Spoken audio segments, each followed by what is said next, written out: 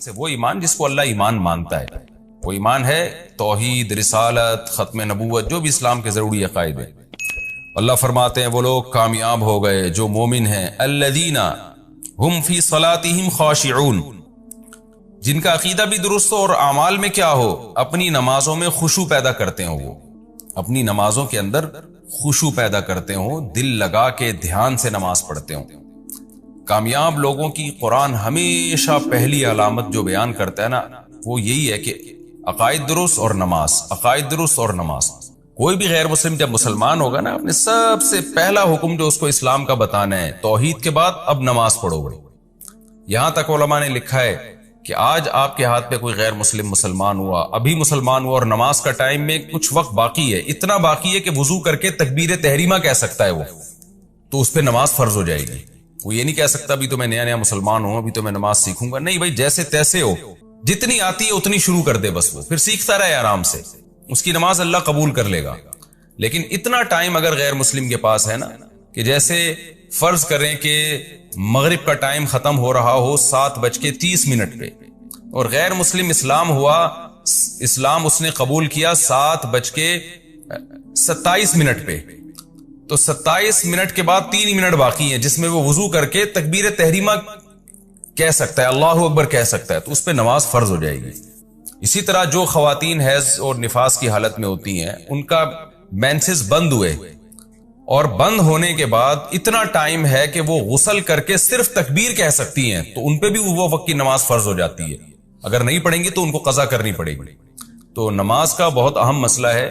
قرآن جگہ جگہ اہل ایمان اور جو کامیاب لوگ ہیں ان کی سب سے پہلی علامت نماز بیان کرتا ہے۔ تو اللہ نے فرمایا کہ ان کا کام کیا ہے کہ وہ نمازوں میں خشوع پیدا کرتے ہیں، نمازوں کی حفاظت کرتے ہیں۔ اس کو اللہ نے بعد میں بیان کیا، ابھی تو اللہ یہ بیان کر رہا ہے کہ پڑھتے تو ہیں لیکن کیسے پڑھتے ہیں، خشوع و خضوع کے ساتھ پڑھتے ہیں۔ تو خشوع میں ظاہری جسم کا خشوع بھی اور باطن کا خشوع بھی۔ ظاہری خشوع کیا ہے کہ آپ جب نماز میں کھڑے ہوں تو ہلے نہیں آپ۔ کتنے لوگ ہیں نماز میں کھڑے ہو کے ہر وقت داڑھی کو یوں یوں کرتے رہتے ہیں، کوئی کھجاتا رہتا ہے۔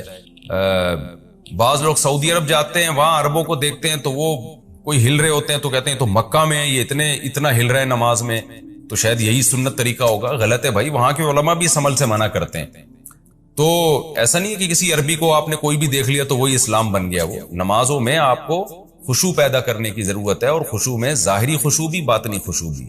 اور ظاہری خشوع یہی ہے کہ آپ آرام سے اطمینان سے نماز پڑھیں، جلدی جلدی نہ بھاگیں اس میں۔ اور جو اٹھک بیٹھک لوگ لگا رہے ہوتے ہیں، بعض لوگوں کو دیکھا ہے رکوع میں جانے کے بعد قوما میں جانے ابھی کھڑے نہیں ہوتے، ایک دم ڈائیو مارتے ہوئے جناب وہ سردے میں چلے جاتے۔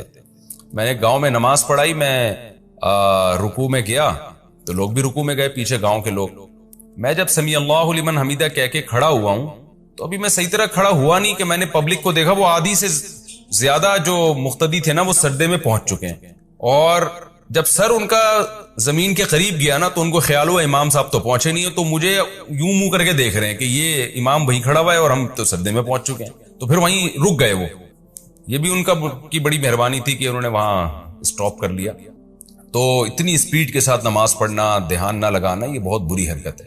تو یہ ہے ظاہری۔ اور دل کا کیا ہے کہ دل سے آپ اللہ کی طرف متوجہ رہیں، اور دل میں خشوع پیدا کرنے کا سب سے بہترین طریقہ یہ ہے کہ آپ نماز میں جو بھی پڑھ رہے ہو نا اس کا ترجمہ آپ کو آتا ہو۔ آپ جب نماز میں کھڑے ہو کر کہیں اللہ اکبر تو آپ کو پتا ہو کہ میں کیا کہہ رہا ہوں، اللہ سب سے بڑا ہے۔ پھر سبحانک اللہم، اے اللہ تو ہر عیب سے پاک ہے، وہ بحمدک، ہر عیب سے پاک ہے اور تمام تعریفیں تیرے لیے ہیں۔ وتبارک اسمک، تیرا نام برکت والا ہے۔ وتعالی جدک، تیری شان بہت اونچی ہے۔ ولا الہ غیرک، تیرے سوا کوئی عبادت کے لائق نہیں۔ پھر اعوذ باللہ بسم اللہ کا ترجمہ آتا ہو۔ پھر الحمدللہ رب العالمین، تمام تعریفیں اللہ کے لیے جو تمام جہانوں کا پالنے والا، الرحمن الرحیم، بڑا مہربان نہایت رحم کرنے والا۔ اس سے آپ کا دھیان بٹے گا نہیں۔ پھر رکوع کی تسبیح کا مطلب آتا ہو، سبحان ربی العظیم، التحیات کا مطلب آتا ہو۔ اس لیے پہلی فرصت میں نماز کا پورا ترجمہ سیکھنا چاہیے۔ اور میں سمجھتا ہوں جو لوگ شروع سے میرے یہ تفسیر کے لیکچر سن رہے ہیں، اللہ سے مجھے پوری امید ہے ان کو پورا نماز کا ترجمہ آ گیا ہوگا۔ التحیات للہ والصلوات والطیبات میں عام طور پہ لوگ کہتے ہیں اس کا کیا ترجمہ ہے، تو التحیات کا مطلب عبادتیں، یہ ذہن میں رکھیں۔ التحیات اس کا ترجمہ عبادتوں سے کیوں کیا، یہ پھر کسی اور وقت میں انشاءاللہ میں ایکسپلین کروں گا اس کو۔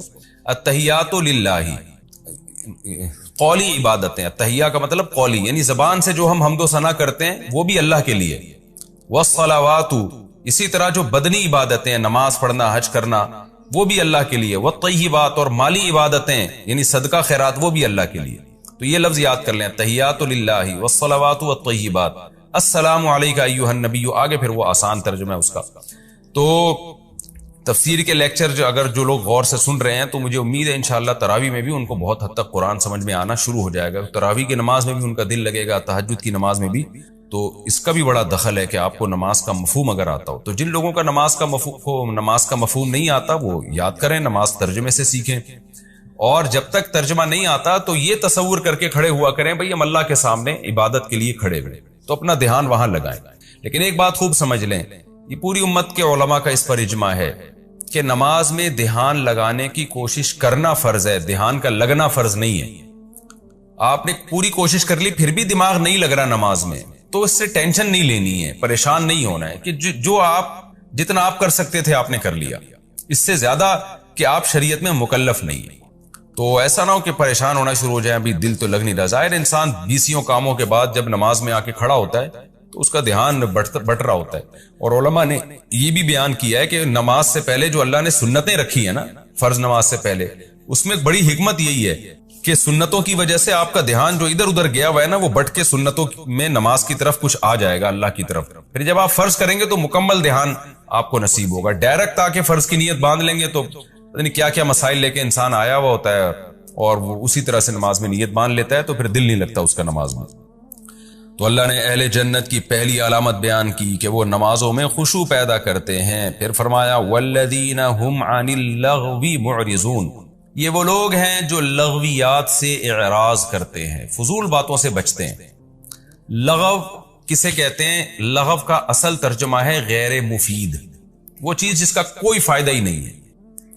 اب نقصان ہے یا نہیں؟ تو کچھ چیزیں ایسی ہیں جو فائدہ تو نہیں ہوتا لیکن نقصان بھی نہیں ہوتا، تو وہ بھی لغویات میں داخل ہیں۔ کچھ چیزیں ایسی ہوتی ہیں جن کا فائدہ نہیں ہوتا لیکن نقصان بھی ہوتا ہے، وہ بھی لغویات میں داخل ہے۔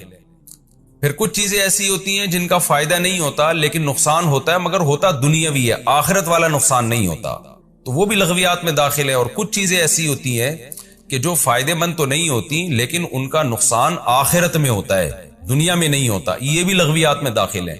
اور کچھ چیزیں ایسی ہوتی ہیں جو فائدے مند تو نہیں ہوتی لیکن ان کا نقصان بھی ہوتا ہے، اور دنیا کا بھی نقصان اور آخرت کا بھی نقصان۔ تو اس لیے لغویات میں 4 چیزیں داخل ہیں، خوب سمجھ لیں۔ لغویات کی ڈیفینیشن کیا؟ فائدہ نہ ہو اس کا، یہ تو اس کی ڈیفینیشن ہے۔ پھر اس کے 4 درجات ہیں۔ نمبر 1، فائدہ تو نہیں ہے لیکن نقصان بھی نہیں ہے، تو یہ پہلی قسم ہے۔ دوسری قسم، فائدہ تو نہیں ہے لیکن دنیا کا نقصان ہے۔ تیسری قسم، فائدہ تو نہیں ہے لیکن آخرت کا نقصان ہے۔ چوتھی قسم، فائدہ تو نہیں ہے لیکن دنیا کا بھی نقصان ہے، آخرت کا بھی نقصان ہے۔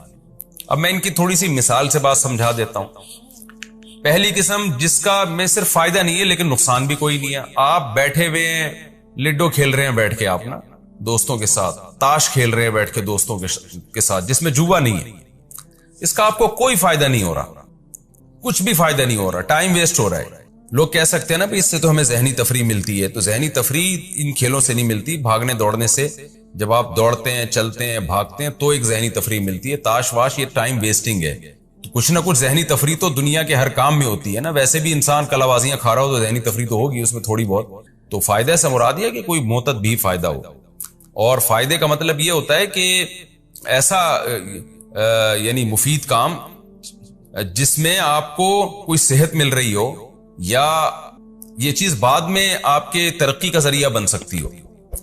تو تاش کی مثال کیا ہے؟ ٹائم ویسٹنگ، کچھ بھی حاصل نہیں ہو رہا، لڈو کھیل رہے ہیں بیٹھ کے، یا تو بیگم کے ساتھ کھیل رہے ہو نا، گھر والوں کے ساتھ کھیل رہے ہیں، اس سے بیوی بچوں میں محبت بڑھتی ہے، لوگ بچے سمجھتے ہیں کہ ہمارے ابو کچھ ہمارے ساتھ جو ہے نا لائف کو گزار رہے ہیں، کچھ ہمارے بھی کھیل میں شریک ہو رہے ہیں، تو وہ ایک مصلحت ہے، وہ تو پھر مفید لغو کہلائے گا، پھر وہ لغو کہلائے گا ہی نہیں، بلکہ یہ تو ایک مفید کام ہے، ریلیشن کو مضبوط کر رہے ہیں۔ لیکن نارملی ایویں دوستوں کے ساتھ بیٹھے ہوئے ہیں جس کا کوئی فائدہ نہیں ہے، تو یہ کام کہلائے گا غیر مفید، لیکن اس میں گناہ بھی نہیں ہے۔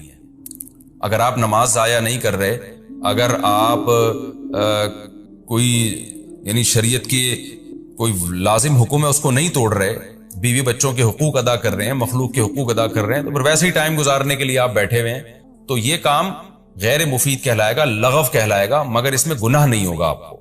زیادہ سے زیادہ یہ کہا جائے گا ٹائم ویسٹ کر رہا ہے. اور جو اللہ نے اہل جنت کی, اعلیٰ درجے کے جنتیوں کی جو علامتیں اللہ نے بیان کی ہیں, وہ علامتیں اس میں نہیں پائی جاتی ہیں. تو اتنی ملامت تو کی جائے گی لیکن گناہ نہیں ہوگا اس میں. تو جیسے کہ بہت سے لوگ ایسے کام کر رہے ہوتے ہیں کرکٹ کے میچ